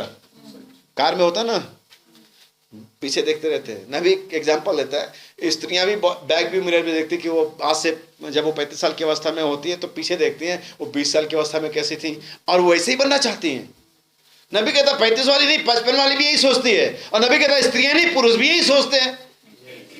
भाई ब्रेक लगाना पड़ेगा, बैक व्यू मत देखो। जो मैं 18 साल पहले था वो अब नहीं हूं, वो नहीं बन सकता, लेकिन अगर मैं सोचता मैं बनूंगा तो कहीं ना कहीं ब्रेक लगाना पड़ेगा। आमीन। हम इमेज रख करके खुश हो सकते हैं कि मैं 18 साल में कैसा दिखता था, मैं 20 साल में कैसा दिखता था, आज से 15 साल पहले मैं कितना मसीह हुआ करता था, लेकिन अभी आईना सामने है, वही बताता कभी आप कैसे हैं। पिछली तस्वीरों पर इतराने की जरूरत नहीं है। वो अगर इतराने वाली बात होती तो मूर्ख कुंवारियां भी इतराती और कहती हमारे पास कभी प्रभु तेल हुआ करता था, अभी नहीं है तो क्या फर्क पड़ता है। बोला अभी तो चाहिए था, अभी तो तेल चाहिए था, अभी तुम्हारे पास नहीं है तो फिर फायदा क्या हुआ? क्योंकि दूल्हा आ रहा है तो तुम्हारे पास दिखने के लिए कि कौन से रास्ते से आ रहा है, कैसे आ रहा है, उजाला चाहिए ना। तेल किसने चाहिए? दीपक के लिए, दीपक के लिए चाहिए, दूल्हा आ रहा है उसका स्वागत करने के लिए। अब सवाल यहां पर आते हैं, इन मूर्ख कुंवारियों को किसने बताया कि तेल नहीं है? इनको खुद पता है, इनको खुद पता है। अगर आप एक सच में क्रिश्चियन हैं, आपको एक दिन आपकी मूर्खता प्रकट हो जाएगी, आपको खुद पता चल जाएगा कि आपकी लाइफ में क्या कमी है। और इससे पहले मैं इसलिए बता रहा हूं, इसलिए बातें हमारे सामने रखी गई दृष्टांत, ताकि हम उस मूर्खता में ना फंसे, ताकि हमारे साथ वो घटना ना दोहराई जाए। बाइबल कहती है परमेश्वर ने मूसा को माफ कर दिया, मूसा ने गलती करी, परमेश्वर ने माफ कर दिया, अब्राहम ने गलती करी, परमेश्वर ने माफ कर दिया, आज अभी माफ कर दिए जाओगे। इसीलिए तो उनको माफ किया ताकि आप गलती मत करो। ये नहीं कि उसने उसको माफ कर दिया तो हम भी माफ हो जाएंगे जी, मूसा को माफ कर दिया तो हम भी माफ हो जाएंगे, नहीं, उसने इसीलिए रखा ताकि आप ये गलती मत करो। आमीन। क्या आप समझे? इसलिए नबी कहते जब मूर्ख कुंवारियां निकली और जब देखा कि वो 5 तो अंदर प्रवेश करी गई और दरवाजा बंद हो गया, ये नॉक करने लगे, हमें भी चाहिए तेल। नबी कहता है लाइव तेल पवित्र आत्मा बांटा नहीं जाएगा, मतलब डिवाइड नहीं किया जाएगा कि थोड़ा सा हम भी दे दो जी, थोड़ा सा हमें भी दे दो जी। ये कोई तेल और चीनी नहीं है, ये शेयर नहीं होगा, ये तो पर्सनल लाइफ है। यीशु मसीह के साथ आपको अकेले ही खड़ा होना है, कोई आपके साथ खड़ा नहीं होने वाला है। नबी कहता उस रात उन मूर्ख कुंवारियों को अनुभव हुआ कि तेल चाहिए, लेकिन देर हो गई थी। इसलिए मैं आज इस बात को बता रहा हूं कि आज पवित्र आत्मा हमारी आवश्यकता, इससे पहले कि देर हो जाए। एक दिन आप इसे सच में अनुभव करेंगे, एक दिन सच में आप इसे जाने की सच में आवश्यकता है, लेकिन इससे पहले कि वो दिन में अनुभव करें जब ये नहीं मिलेगा। आज अनुभव करें जब ये मिल रहा है, जब ये फ्रीली बांटा जा रहा है, जब ये बिना दाम और बिना रुपए के बांटा जा रहा है, जब बिना उलाहना के बांटा जा रहा है, तब इसे आप एक्सेप्ट कर लीजिए मेरे भाई और बहन। हालेलुया। नबी कहता सैमसन ने उस बात को अनुभव किया लेकिन बहुत देर हो गई। आमीन। लेकिन अगर वो पहले अनुभव करता, नबी कहता सैमसन रोया, 2 बार रोया सैमसन। सुनिए पहली बार कब रोया? जब उसे अपनी पसंद की बीबी नहीं मिली। अब फिर कब रोया? जब अंधा हो गया, जब आंखें फोड़ के जेल, पहले ही रो लेता। हर समय आपको मनपसंद चीजें नहीं मिलेंगी, पहले ही रो लेता तो कम से कम आंखें सलामत रहती। बीबी नहीं मिली, रो लेता, खत्म हो गई बात। लेकिन नहीं जी, क्या फर्क पड़ता है? वही मामला आज है। हमें एक तरफ होना है। आइए थोड़ा आगे बढ़े। नबी कहता है मिस्र में जो इजरायली थे 400 सालों से गुलामी में थे। क्या आपको लगता है पिछले साल ही गुलामी में आए थे? 400 सालों से गुलामी में थे। लेकिन 400 सालों में कभी वो आजाद क्यों नहीं हुए? कभी आजादी के लिए दुआ क्यों नहीं करी? वास्तव में पहला साल तो मजे मजे में गुजर गया। उन्होंने कभी गुलामी अनुभव नहीं करी, क्योंकि रैम्स जो पहला फिरौन था बड़ा अच्छा था, फैमिलियर था, यूसुफ का जानने वाला था। उसने पूरा एक लैंड उनको प्रोवाइड कर दिया था, और यूसुफ उनके देश का, उनकी जाति का। क्या मजे आ रहा है? उनको कभी अनुभव नहीं है कि हम गुलाम हैं, मिस्र में राजा की तरह रहे। लेकिन एक दिन यूसुफ मर गया, एक दिन वो पुराना फिरौन मर गया, चीजें आगे बढ़ी, और एक दिन एक ऐसा शासक आया जो यूसुफ को नहीं जानता था। इसका नाम था रामसेस। क्या आपने पिक्चर देखी होगी? आमीन। फिर क्या हुआ? बाइबल बताती तब वो रोने और चिल्लाने लगे। 400 सालों में उन्होंने इस बात को कभी अनुभव नहीं किया। अगर किया होता तो पहले भी प्रार्थना सुनता है परमेश्वर। अब आप ये सोचेंगे, आप ये कहेंगे कि नहीं वो परमेश्वर ने 400 साल कहा था। परमेश्वर जानता था तभी कहा था। परमेश्वर जानता था कि लोग नहीं करेंगे तभी कहा था। वो सब कुछ पहले से ही जान रहा होता है। हालेलुया। अगर इन्होंने उस समय अनुभव किया होता तो ये आजाद हो गए होते, लेकिन इन्होंने कभी अनुभव नहीं किया। वास्तव में हम बहुत सालों से मसीह बने, आमीन, और हम चले, हम आगे बढ़े, हमारे साथ बहुत बड़ी बड़ी बातें हुई, हमने उछले, हम कूदे, हमने आश्चर्य कर्म के, दुष्ट आत्माएं निकाली। हमने कभी पवित्र आत्मा को अपने लाइफ में आने के लिए अनुभव ही नहीं किया कि हमारा अपना लाइफ पवित्र आत्मा के साथ खड़ा हो। हमारे पास वो पवित्र आत्मा, इसका प्रतिज्ञा बाइबल में दिया गया है। आमीन। हमने गाने को, दुष्ट आत्माओं को निकालने को, प्रार्थना करने को, प्रचार करने को ही हमने सब कुछ समझ लिया, लेकिन ऐसा नहीं। नबी कहता है उस दिन उनको अनुभव हुआ। नबी कहता है 120 लोगों की आवश्यकता क्या थी? पवित्र आत्मा। वो डरे हुए लोग थे, वो घबराए हुए लोग थे, वो ऐसे व्याकुल या इस तरह से जिनका दिल टूट गया हो, उनका प्रभु उनके बीच से चला गया था। उनको मालूम था कि उनको बड़े बड़े यहूदियों को जवाब देना है, लोग ताक में, लोग बुराइयां कर रहे हैं। उनको मालूम था बिना पवित्र आत्मा के हम आगे जा नहीं सकते। उनको मालूम था अगर हम बिना पवित्र आत्मा के गए हमारा बड़ा मजाक बनने वाला है, हमें मारा जाने वाला है, कुछ भी अच्छा नहीं होने वाला सर। उनको मालूम था हमें रुकना है। वो जान गए हम इसके बिना जा ही नहीं सकते, हमारे साथ कुछ भी अच्छा नहीं होगा। वो रुके रहे। परमेश्वर ने ये नहीं कहा था कि पहले दिन, चौथे दिन, 7वें दिन, 9वें दिन, 10 साल बाद कहा था, 2 साल बाद कहा था, 10 दिन बाद कहा था। परमेश्वर ने नहीं कहा था। हमें आप कहेंगे मैं 10 साल से प्रार्थना कर रहा हूं, पवित्र आत्मा नहीं मिला। नबी कहता 10 साल से करें, 10 साल और करिए, करते रहिए। कब तक? यीशु ने जब तक स्वर्ग से सामर्थ। कब तक? कोई टाइम पीरियड है, कोई डेट है? नहीं है। फर्क नहीं पड़ता कितने साल हो गए। नबी कहता सुनिएगा, हालेलुया। नबी कहता आज हम तमाम दुनियावी वस्तुओं की आवश्यकता को समझते हैं, रियलाइज करते हैं। भाई बच्चों को पढ़ाई तो जरूरी है ना, रियलाइज करते हैं। अच्छा स्कूल, अच्छा ट्यूशन, एक अलग कमरा वगैरह हो जाए तो बहुत अच्छी बात, ताकि वो आराम से पढ़ सके। नहीं, हम समझते हैं ना इस जरूरत को, और उसके लिए प्रयास भी करते हैं, एक्स्ट्रा वर्क करते हैं, अच्छा ट्यूशन वाला ढूंढते हैं, अपने खाने में से, अपने कपड़े में से कटौती कर देते हैं, क्योंकि हम समझते हैं, हम रियलाइज करते हैं, अनुभव करते हैं कि हमारे बच्चे को अच्छा एजुकेशन चाहिए। हम अपनी नौकरी के बारे में अनुभव करते हैं। अगर बारिश हो रही है, रेनकोट निकाल लो जी, क्योंकि हमें टाइम से ड्यूटी। हम समझते हैं नौकरी की जिम्मेदारी क्या है। लेकिन अगर यही मामला चर्च आने का हो तो रेनकोट उस दिन काम नहीं आता। मैं एक्सपीरियंस की बात ही कर रहा हूं, मैं शुरू से एक्सपीरियंस की बात कर रहा हूं। आमीन, हालेलुया। समझ में आ रही बात? क्योंकि हम जिन चीजों को जरूरी समझते हैं, आवश्यकता अनुभव करते हैं, हम उन्हें प्राप्त करते हैं। कैसे भी, कुछ भी कीमत देनी पड़ती है। हम अनुभव करते क्या जरूरी है, हम प्राप्त करते हैं। अब आप कहेंगे या मैं कहता हूं कि आपने अब तक पवित्र आत्मा क्यों नहीं प्राप्त किया? क्योंकि आपने अनुभव नहीं किया, क्योंकि हमने इसकी आवश्यकता को कभी समझा ही नहीं कि कितना आवश्यक है। हम नौकरी की आवश्यकता अनुभव करते हैं, पैसों की आवश्यकता अनुभव, हम रिश्तेदारियों की आवश्यकता अनुभव करते हैं। भाई जाना तो पड़ेगा, रिश्तेदारी का मामला है, जाना तो पड़ेगा, लिफाफा भी देना पड़ेगा, रिश्तेदारी का मामला है। कितना अनुभव करते हैं रिश्तेदारी की जरूरत है, नहीं है? कितना अनुभव करते हैं रिश्तेदारी की जरूरत, लेकिन हम इसी तरह पवित्र आत्मा की जरूरत कभी अनुभव नहीं करते। अगर हम करते थे कब का मिल गया होता।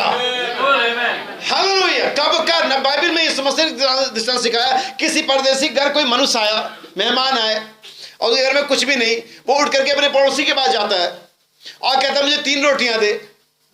आमीन। अभी वो रोटी मांगने की जरूरत नहीं थी। कौन मांगना चाहता किसी से? मांगना बुरी बात है भाई, कहते देना अच्छा है मांगने से, लेकिन उसने अनुभव किया। उसके बाद गेस्ट है, मेहमान है, भाई मांगना पड़ेगा। और वो जाते ही था मुझे 3 रोटी दे। वो कहता नहीं, बच्चे भी लेटे हुए और रात भी हो गई है, अभी तो मुश्किल है, गुड नाइट। अभी अपना बच्चा बीमार हो जाए फिर देखेंगे गुड नाइट, नहीं, फिर गुड मॉर्निंग हो जाती डॉक्टर साहब को। लेकिन सवाल ये कि दूसरे का मामला है ना। बाइबल बताती है कि वो उठ के नहीं देगा, लेकिन यीशु मसीह ने क्या कहा? उसी के बाद यीशु मसीह कहता तुम्हारा पिता मांगने पर पवित्र आत्मा, वो कहता उठ करके अगर वो मित्र होने पर नहीं देगा ना, तो लज्जा छोड़ के मांगने पर देगा। हमें बाइबल कहती है अगर मित्र होने पर नहीं देगा, अगर आज आपको पवित्र आत्मा किसी वजह से मिले या ना मिले, क्या बिलीवर है या क्या है, क्या सिचुएशन, क्या लाइफ है, लेकिन अगर मांगेंगे लज्जा छोड़ करके मांगना पड़ेगा कि मैं तो इतने साल से हूं, मैंने तो इतना मैसेज पढ़ा है, मैंने तो दुष्ट आत्माएं निकाली हैं, मैंने तो प्रचार किया है। नहीं, ये लज्जा छोड़ के अगर आप मांगेंगे, वो कहता मांगने वाले पवित्र आत्मा मिलेगी। हालेलुया। याद रखिए, नबी कहता हम जरूरतों का अनुभव करते हैं, हम अपनी शौक की जरूरतों का अनुभव करते हैं, हम अपनी सेहत की आवश्यकता का अनुभव करते हैं। मॉर्निंग वॉक पर जाना है जी, 2 ही रोटी खाना है, चावल नहीं खाना है, तमाम चीजें हैं, बहुत सारी बातें हैं, मुझे मालूम है, आप सब जानते हैं। हम उसे अनुभव करते ना, सेहत के बारे में अनुभव करते, आवश्यकता अनुभव करते, हम छोड़ देते जी। नबी कहता ठीक है, ऐसे ही आपको कुछ नहीं करना है, ऐसे ही पवित्र आत्मा के बारे में सोचना है। नबी कहता है हालेलुया, पवित्र आत्मा ही आपको एक स्वाभाविक मनुष्य से एक आत्मिक मनुष्य में कन्वर्ट करता है। मैं आपको एक पते की बात बताता हूं। परमेश्वर ने जितने भी जीवन बनाए, वनस्पतिक जीवन या पशुओं का जीवन या रेप्टाइल्स, उसमें एक क्रम है, छोटे से बड़ा है, नहीं है? मुझे बताइए मनुष्य में है? काला, गोरा, नीला, पीला, अमेरिका में, चाइना में, जापान में सब एक जैसे है, नहीं है? ये फर्क, ये चीज परमेश्वर ने क्यों करी? क्या है इसके पीछे का मैटर? वास्तव में परमेश्वर जानता था कि आने वाले समय में क्या होने वाला है। नबी कहता है जो शैतान काम कर रहा था, अंडर प्लान काम कर रहा था। क्या आप जानते हैं इस बात को? बहुत सारे लोग कहते हैं शैतान ने जी गिरा दिया। नहीं, शैतान प्लान के अंदर था।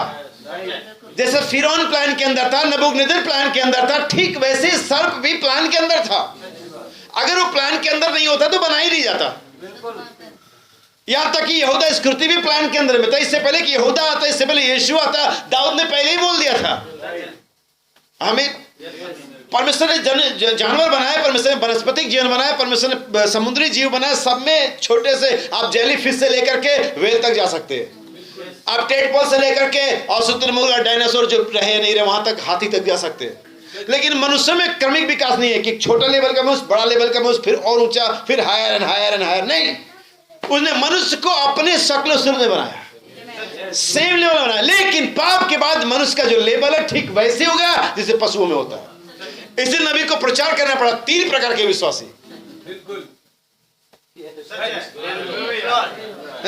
क्या आप देख पा रहे हैं? ये पशुओं की समानता में आ गया भाई, तो इसका भी क्रमिक विकास हो गया। वो तो अच्छा बिलीवर है, वो तो ढोंगी बिलीवर है, और वो तो बिलीवर है। परमेश्वर ने ऐसा नहीं बनाया था। और जब ये पाप खत्म हो जाएगा तब हम ऐसे नहीं होंगे। हालेलुया। हम सब परमेश्वर के पुत्र की समानता में होंगे। कोई छोटा विश्वासी, कोई बड़ा विश्वासी, कोई और ऊंचा विश्वासी नहीं होगा। लेकिन आज ऐसा है, लेकिन परमेश्वर ने हमें एक साधन दिया है कि हम उस लेवल में आ सके। यही वजह कि कलीसिया में तरह तरह के विश्वासी दिखते हैं। पहले मुझे गुप्त होती थी, टेंशन होती थी, अब नहीं होती। जब मैं इस क्रमिक विकास को समझ गया, अब मुझे टेंशन नहीं होती कि वो ऐसा क्यों, ऐसा क्यों, ऐसा। मैं जानता हूं सबका अपना लेवल है, परमेश्वर उसको ऐसा बनाया है। लेकिन एक हमारे पास साधन है कि हम उस लेवल से पार होकर के उसमें प्रवेश करें, वो है पवित्र आत्मा। आमीन। वो है पवित्र आत्मा। पवित्र आत्मा को स्वाभाविक मनुष्य से आत्मिक मनुष्य में बदल देता है। नबी कहता है, हालेलुया, नबी कहता है अगर आज आप अपने परिवार के लिए, अपने चर्च के लिए, अपने बच्चों के लिए पवित्र आत्मा की आवश्यकता अनुभव नहीं करते तो आपके साथ कुछ होने जा रहा है। आप जानते क्या होने जा रहा है? नबी का एग्जांपल देता है। नबी कहता है लूत सदोम के अंदर में रहता था, शायद वो चेयरमैन था, उसकी बीवी उस शहर की एक विख्यात महिला रही होगी, नहीं, उसके बच्चे भी पढ़े लिखे थे और रोज वो शहर के फाटक में बैठ के न्याय करता था और अपने मन को थोड़ा सा कोसता भी कुड़ता भी था कि लूत सदोम में ये सब क्या हो रहा है। उसको कभी पता नहीं चला कि उसके बच्चों में क्या चल रहा है, उसकी वाइफ में क्या चल रहा है। समझ में आ रही बात? मैं कोई घटना बताना चाहता हूँ। आप बांग्लादेश में हुआ था अभी कुछ दिन, 4-5 महीने पहले। आपने सुना कि कुछ आतंकवादियों ने एक होटल में लोगों को किडनैप कर लिया, लोगों के गले काट दिए, उसमें से कुछ इंडियन लोग भी थे। एक हफ्ते के बाद जब वहां पर न्यूज आती है, आप जानते क्या हुआ? माँ बापों ने उस न्यूज़पेपर को पढ़ा और पता चला कि उनके वो 2 बच्चे थे जो लगभग 18 या 17 साल के थे, जिन्होंने इस घटना को अंजाम दिया। मैंने आर्टिकल पढ़ा, उसमें लिखा हुआ था वो कॉन्वेंट स्कूल में, अच्छे स्कूल में पढ़ने वाले बच्चे थे जो रोज घर से स्कूल जाते थे, अंग्रेजी बोलते थे, अच्छे माहौल में थे, अच्छे परिवार से थे, सब कुछ उनका बहुत बढ़िया था। लेकिन अचानक एक दिन उनके माँ बाप अखबार पढ़ते हैं कि उनके बच्चे आतंकवादी हैं। याद रखिए इस बात को, ये रियल घटना अभी 4-5 महीने पहले की। कभी उनको समझ में आया कि उनके बच्चे इतने खतरनाक होंगे? नहीं समझ में आया, क्योंकि उन्होंने अपने बच्चों पर ध्यान नहीं दिया। वो क्या देख रहे हैं, वो किसके साथ जा रहे हैं, वो क्या पढ़ रहे हैं, वो क्या सुन रहे हैं। नबी कहता लूत ने ध्यान नहीं दिया, अचानक एक दिन पहले उसकी बीवी नमक का खंभा बन गई। अचानक उसको पता चला जब खंभा बन गई। यही मामला हमारे साथ है मेरे भाई बहनों। अचानक आपको दिन पता चला आपके बच्चे बिगड़ गए, अचानक आपको पता चला कि आपकी वाइफ बैकस्लाइड हो रही है, अचानक पता कि आपका हस्बैंड शराब पीने लगा है। अचानक अगर आप इस आवश्यकता का अनुभव नहीं करेंगे शाम को, सिर्फ मैं का एक्सपीरियंस बता रहा हूँ आपको। आमीन। ये बाइबल में है, ये आज हो रहा है। अचानक आपके सामने नतीजे गलत आ जाएंगे।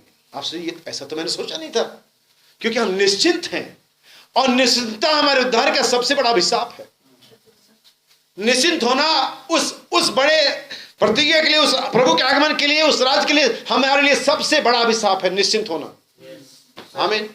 निश्चिंत नहीं होना चाहिए हमें कभी भी, हमेशा ही प्रयासरत संघर्षशील होना चाहिए हमें पवित्र आत्मा के लिए, किसी और चीज के लिए नहीं। और चीजों के लिए क्यों नहीं भाई आलोक, और चीज जरूरी नहीं है। मैंने गांव के अंदर में देखा, मैंने कभी भी गाय के साथ बछड़ा बिकते हुए नहीं देखा। आप कहेंगे भाई आलोक कैसी बात करिए, कौन सी बात आ गई, लेकिन ये बहुत भाई रॉबिन समझ गए, वो पुराने व्यक्ति है। मैंने सिर्फ गाय को बिकते हुए देखा, गाय का कीमत लगते थे, बछड़े का कभी नहीं। आपने देखा है? कहां जाएगा बछड़ा? ले जाए मालिक, मर जाएगा, वो ले ही नहीं जाएगा, उसको तो जाना। बाइबल कहती पहले स्वर्ग और उसके राज्य की धार्मिकता की शेष वस्तुएं अपने आप आएंगी। बछड़ा अपने आप आएगा, गाय खरीद लो, सिंपल है। किसी स्वर्ग ऐसे जैसे एक मोती के समान जैसे मिला पूरा खेत ही, अबे मोती था तो खेत क्यों खरीद लिया? यही तो है बाइबल, यही तो बाइबल है जिसे हम पढ़ते हैं, जिसे हम सुनते हैं। आपको पवित्र आत्मा प्राप्त करना है, शेष चीजें उसके साथ अपने आप अटैच हैं। जब आप टीवी खरीदे तो रिमोट का सौदा नहीं होता है, अलग से खरीद के लाएंगे तो पैसा लगेगा। बहुत सिंपल बात है, पढ़ा लिखा नहीं इसलिए मेरे पास ऐसी बातें है, काश की समझ में आ जाए आपकी। आपको सिर्फ पवित्र आत्मा प्राप्त करना है, शेष वस्तुएं अपने आप मिल जाएंगी। इसलिए आज पवित्र आत्मा हमारी आवश्यकता है, न कि एक विकल्प के तौर पे। नबी एक और चीज कहता है, मैं अंतिम करने से पहले बता दूं आपको, दुष्ट आत्मा एक कैंसर के रूप में एक जीवन है, आप जानते इसे। प्रेत आत्मा शास्त्र में नबी ने इस बात को क्लियर किया। कैंसर एक दुष्ट आत्मा है और वो क्या करती है, वो अपना जीवन आप में रखता है, फिर वो लाइफ बढ़ता है। अगर वो दुष्ट आत्मा है तो जीवन है, अगर वो बढ़ा तो लाइफ है। वो फैला ना, ये अल्टर है, इसमें कोई लाइफ नहीं, कभी फैला नहीं फैला क्योंकि इसमें लाइफ नहीं है। लेकिन कैंसर एक दुष्ट आत्मा एक लाइफ है, जो आपके शरीर में क्या करता है और आपके जीवन को खत्म कर देता है, क्योंकि 2 जीवन एक साथ नहीं बढ़ सकते। बड़ा सिंपल है। मैं इसे कुछ दिन पहले ही समझा। और नबी कहता है कि जब वो कैंसर आपके अंदर बढ़ता है, अगर डॉक्टर आपको डायग्नोज कर दीजिए आपके अंदर में कैंसर है, फिर वो टाइम ही बताता है 3 महीना। उसको मालूम है इसका लाइफ का जो प्रोग्रेस है, जो गति है वो कितनी तेज है। वो देखता है कैंसर किस हालत में है, किस कंडीशन में है। वो कहता है जी 3 महीना, जी 10 दिन, 1 महीना, 6 महीना, साल भर, फिर फाइनली कैंसर का लाइफ इतना बढ़ेगा कि आपका लाइफ खत्म। क्योंकि वो कैंसर एक दुष्टात्मिक जीवन है। सिंपल वे में इसको अपोजिट में आ जाइए। पवित्र आत्मा एक जीवन है। हमें ज्यादा समझने की जरूरत नहीं इसमें। पवित्र आत्मा ठीक वैसे जीवन है जैसे दुष्टात्मा कैंसर जीवन है। और जब पवित्र आत्मा का जीवन आप में आता है तो वो बढ़ेगा। जब वो बढ़ेगा तो आपका लाइफ कहां रहेगा? क्योंकि 2 जीवन एक साथ नहीं बढ़ सकते। किसी व्यक्ति में कैंसर बढ़ेगा तो जिंदा नहीं रहेगा, किसी व्यक्ति में पवित्र आत्मा बढ़ेगा तो वो जिंदा नहीं रहेगा। हालेलुया। इसलिए पौलुस क्या कहता है? मैं मर गया, क्योंकि वो द होली गोस्ट, वो बढ़ती है, पवित्र आत्मा मुझ में है, वो मुझ में बढ़ रहा है। इसलिए कहता है मैं घटता जाऊंगा, वो बढ़ता जाएगा। जब किसी में दुष्ट आत्मा बढ़ती है, कैंसर बढ़ता है, तो मर जाता है। ठीक वैसे ही जब पवित्र आत्मा बढ़ेगा तो क्या बढ़ेगा? वचन बढ़ेगा। आप घटते चले जाएंगे और वचन, यही जिसको हम चाहते हैं, यही जिसके लिए यीशु मसीह कलवरी पर मरा। आमीन। अगर मेरे पूर्वज, मेरे पेरेंट्स अगर मेरे नाम में वसीयत छोड़ के आता है कि 10 करोड़ रुपए और आपका वसीयत है इतनी संपत्ति, इतना जमीन, और मैं उसे प्राप्त नहीं करता हूं, तो उनका गलती नहीं है, उनकी गलती नहीं है। उन्होंने जो करना था कर दिया। अब मैं उसे हथिया पाता हूं या नहीं हथिया पाती, मेरी प्रॉब्लम है। यीशु मसीह तो मर चुका है, कलवरी पर उसने अपने लहू को बहा करके दाम को चुका दिया है। पवित्र आत्मा उंडेला जा चुका है। अगर आप उसे आज प्राप्त नहीं करते हैं तो ये यीशु मसीह का फॉल्ट नहीं है, ये पवित्र आत्मा की गलती नहीं है, ये हमारी और आपकी लापरवाही है। याद रखिए, फिर समाप्त करने से पहले बता दूं, सिक्का खो जाने का मतलब ये नहीं कि आप गलत हैं। इसका मतलब ये नहीं है कि आपने व्यभिचार किया है। हो सकता है कि आपने लापरवाही दिखाई हो सकता है आपने ध्यान ना दिया हो सकता है आपने आवश्यकता अनुभव ना किया हो। लेकिन आज ये समय है कि पवित्र आत्मा की आवश्यकता को अनुभव करें। जिस दिन आप इस आवश्यकता का अनुभव करेंगे, मैं आपसे कह के जा रहा हूं, ये आपको मिल जाएगा। हालेलुया। परमेश्वर आप लोगों को आशीष दे। बच्चा पर भाई आगे जाएंगे, अपने सरों को झुकाएंगे। आप चाहें तो आप खड़े हो सकते हैं। अपने हाथ को उठाइए मेरे भाई और बहनों। अगर आप ये अनुभव करते हैं कि आप पवित्र आत्मा आपको चाहिए, आज अगर आप ये अनुभव करते हैं कि आज पवित्र आत्मा आपकी नितांत आवश्यकता है, तो उसने कहा मांगने वालों को पवित्र आत्मा दिया जाएगा। हमारे प्रभु यीशु, प्रभु हम तेरे निहायत शुक्रगुजार हैं आज के शाम के लिए। प्रभु तेरे वचन के लिए खुदावन, जिसने हमें जोश और विश्वास से भरा है परमेश्वर, कि हम इस बात को जान के खुश हैं कि अब्राहम की आशीष आज उन लोगों पर आ रही है पिता जो जगत की उत्पत्ति से पहले चुने गए हैं। प्रभु मैं इस चर्च के लिए मेरे भाई और बहनों की दुआ करता पिता, अपनी महान आदि की सनसनाहट के दौरान इनको अभिषेक करे पिता। वो प्रतिज्ञा किया हो पवित्र आत्मा प्रत्येक को आज प्राप्त हो सके परमेश्वर। हम पर दया करे पिता, हम पर अनुग्रहकारी हो प्रभु जी। इस रैप्चर से पहले कि दूल्हा आ जाए पिता, द्वार बंद हो जाए पिता। प्रभु आज हम में से प्रत्येक अपने आप को झंझोड़े, जांचे कि उसकी बत्ती में तेल है या नहीं है। प्रभु जिसे नबी का आजकल इसे आराम से लेटी है प्रभु, हम जानते हैं कि आराम से लेटने का समय नहीं प्रभु, ये हाथ पे हाथ रख करके सोने का समय नहीं परमेश्वर, ये कुछ करने का समय है परमेश्वर, ये मांगने का समय है परमेश्वर, ये बत्तियों को झाड़ने का समय है परमेश्वर। ये समय है जब अपने आप को हम जांचे और अपने आप को तैयार करें कि दूल्हा आ रहा है प्रभु। क्योंकि प्रकाशित वाक्य 19:7 में वचन कहता है, आओ हमारे तो मगन हो कि मेमने का ब्याह आ पहुंचा है और उसकी दुल्हन ने अपने आप को तैयार कर लिया है। उन्होंने कहा कि आज एक कलीसिया तैयार हो जाए पिता। और हम जानते प्रभु तैयारी पवित्र आत्मा के बिना अधूरी है प्रभु। हम सबको, मुझे, मेरे पत्नी, मेरे बच्चों को, चर्च को, इस कलीसिया को, भाई को, बहन को पवित्र आत्मा से अभिषेक करें। हम पर दयालु हो प्रभु। ये प्रार्थना हमारे यीशु मसीह के नाम में मांगते हैं, आमीन। God bless you. भाई आएंगे।